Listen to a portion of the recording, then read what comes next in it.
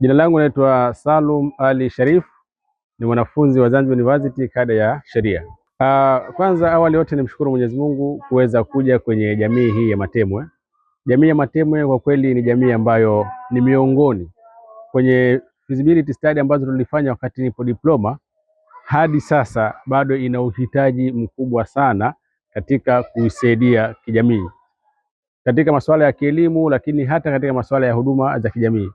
Kwa sisi wanafunzi wa sheria tumejitahidi kukusanya kile ambacho kidogo tulichoruzukiwa, lakini na kutoka na kwa watu wengine ambao tuliwaambia na wakahamasika na kaweza kutuchangia na kuja katika kijiji cha Matemwe kutoa kile kidogo ambacho tumekuwa nacho, lakini pia kuwapa elimu jinsi gani ya kuweza kuishi vizuri, lakini elimu ya ndoa na haki zao kama watoto wa kike na wanawake kwa jumla katika Uislamu kuweza kuzifahamu.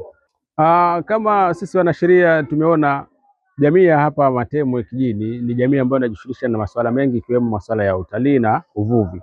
Sasa baadhi ya familia wanakosa zile haki zao za msingi, hususan haki za malezi, wanaachiwa akina mama peke yao na akina baba wanakuwa wanajishughulisha sana masuala hayo ya utalii na masuala ya uvuvi, na tumekuja kuwapa elimu kuweza kufahamu haki zao kama akina mama, lakini kufahamu haki za watoto na kuweza kuwapa elimu waume zao ili waweze kushirikiana kwenye malezi. Changamoto ambazo tunapitia kwanza ni uhaba wa rasilimali. Kama ZULAS sisi ni taasisi ya wanafunzi, lakini rasilimali ni chache sana.